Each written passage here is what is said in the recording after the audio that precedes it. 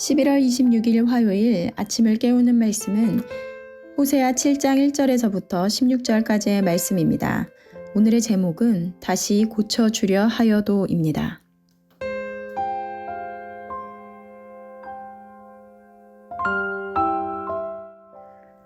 오늘의 말씀은 하나님께서 이스라엘을 고쳐주려고 하여도 자신들의 죄를 인정하지 않고 계속하여 하나님을 거슬러 범죄함으로 심판을 자초하는 이스라엘의 모습을 보여줍니다. 오늘 1절에서 2절 말씀에 내가 이스라엘을 치료하려 할 때에 에브라임의 죄와 사마리아의 악이 드러나도다. 그들은 거짓을 행하며 안으로 들어가 도둑질하고 밖으로 떼지어 노략질하며 내가 모든 악을 기억하였음을 그들의 마음에 생각하지 아니하거니와 이제 그들의 행위가 그들을 애워싸고 내 얼굴 앞에 있도다.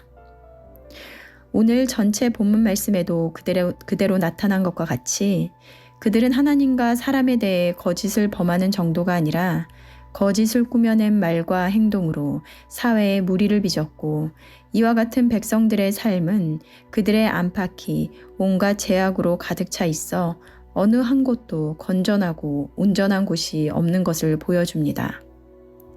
또한 그들은 달궈진 화덕과 같이 욕망으로 가득 차 뜨거워져 있으며 이방 민족의 풍습과 습관 그리고 우상 숭배에 감염되어 본래의 이스라엘의 모습을 잃어버렸으나 하나님의 도움을 구하는 것이 아니라 애굽과 아수르의 도움을 찾아 어리석은 비둘기같이 지혜가 없게 되었다라고 말씀하십니다. 이러한 그들의 죄를 낱낱이 말씀하여 주심에도 그들의 반응은 무엇이었을까요? 엘리자베스 키블러-로스라는 미국의 의사이자 죽음에 관한 임종 연구 분야의 개척자인 그는 사람이 죽음을 맞이하는 5가지 단계에 대해서 이야기합니다. 그 첫 번째 단계는 바로 부인인데요. 죽음에 대한 현실과 사실에 대한 부인이 그 첫 번째 단계라고 합니다. 많은 사람들이 자신의 죽음을 거부하고 확인하고 싶어 한다는 것입니다. 그럴 리 없어. 검사가 잘못되었을 거야. 의심하고 다른 병원을 가서 다시 검사하고 심한 경우에는 모든 의사들이 다 짜고 나를 골탕 먹이려고 생각하고 치료를 거부한다고 합니다.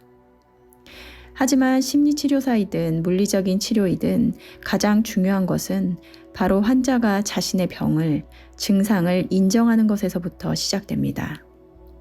그래서 모든 의사와 심리치료사들이 이야기하는 것은 환자가 자신의 상태를 받아들이고 고치고자 하는 의지, 동기를 갖는 것이 병을 낫게 하는 가장 중요한 키라고 말합니다.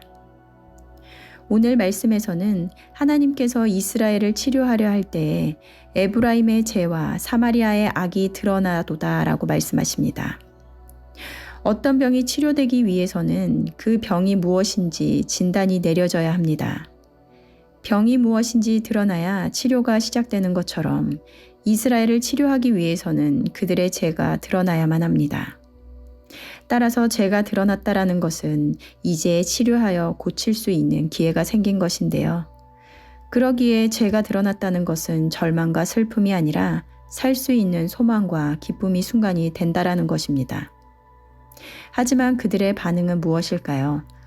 오늘 9절 말씀에 이방인들이 그의 힘을 삼켰으나 알지 못하고 백발이 무성할지라도 알지 못하는도다. 이스라엘의 교만은 그 얼굴에 드러났나니 그들이 이 모든 일을 당하여도 그들의 하나님 여호와께로 돌아오지 아니하며 구하지 아니하도다. 주일 설교 말씀인 말라기를 통하여 들은 것처럼 말라기는 이제는 하나님의 말씀을 듣는 것이 의미가 없다고 생각하는 이스라엘 백성들이 하나님께 질문하고 답하는 형식으로 되어 있는 책입니다. 이스라엘이 어떻게 주의 것을 도둑질하였나이까? 우리가 어떻게 주의 이름을 멸시하였나이까? 우리가 어떻게 주를 더럽혔나이까? 라며 7가지 질문으로 하나님께 반문하고 그에 대해 답을 해주시는데요. 이는 하나님께 질문을 하는 것 같으나 그 속은 자신들의 죄에 대해서 말씀하시는 하나님을 향해 자신들은 그렇지 않다라는 부인하는 이스라엘의 모습을 보여주고 있는 것입니다.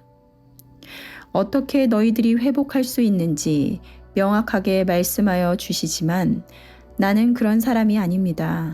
내가 언제 그렇게 살았다고 말씀하십니까? 라고 그 깊은 내면 안에는 나의 악함과 존재를 부인함으로 하나님의 말씀을 들으려는 생각도 고치려는 의지도 없다라는 것입니다. 13절 말씀 이후에는 왜 피할 수 없는 심판을 받게 되는지 말씀하시는데요. 이스라엘은 하나님께 마저 거짓말을 하더라는 것입니다. 하나님께서는 건져주려 하나 하나님을 거슬러 거짓을 말하고 성심으로 부르짖지 않으며 그들은 돌아오나 높으신 자에게 돌아오지 아니하고 속이는 활과 같다라고 말씀하십니다. 혹시 깊은 내면에 나를 인정하지 않으므로 하나님의 치료를 거부하고 있는 영역은 없으신가요? 말씀은 감춰진 나의 깊은 내면을 들여다보게 합니다.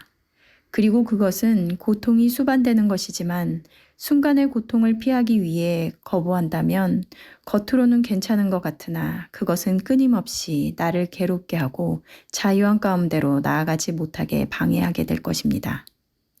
오늘도 각자에게 주시는 하나님의 말씀을 묵상하며 치유함을 받는 하루가 되시기를 바랍니다. 함께 기도하시겠습니다. 사랑하는 하나님, 오늘 말씀에서처럼 하나님께서는 끊임없이 다시 고쳐주려 하여도 내가 언제 그랬습니까? 내가 왜 그런 자입니까? 라고 하며 부인하고 거짓으로 자신들을 속여 치유한 가운데로 나아가지 못하는 이스라엘의 모습을 보게 됩니다. 이렇게 허다한 죄가 있음에도 그 어느 것 하나 나의 것이 아닙니다 라고 부인하는 이들처럼 겉모습만 거룩한 모습으로 보여지기를 원하는 것이 아니라 내가 진정으로 내 마음 가운데 감추어 두었던 죄가 무엇인지 하나님께 묻고 인정하며 치료를 받는 우리들 되게 하여 주시옵소서. 결국에는 이것을 인정하는 것 또한 하나님의 은혜가 없으면 불가능한 것임을 고백하오니 나를 깨닫고 인정하는 은혜가 있는 오늘이 되게 하여 주시옵소서. 오늘도 말씀으로 생명의 길로 인도하실 예수님의 이름으로 기도드렸습니다. 아멘.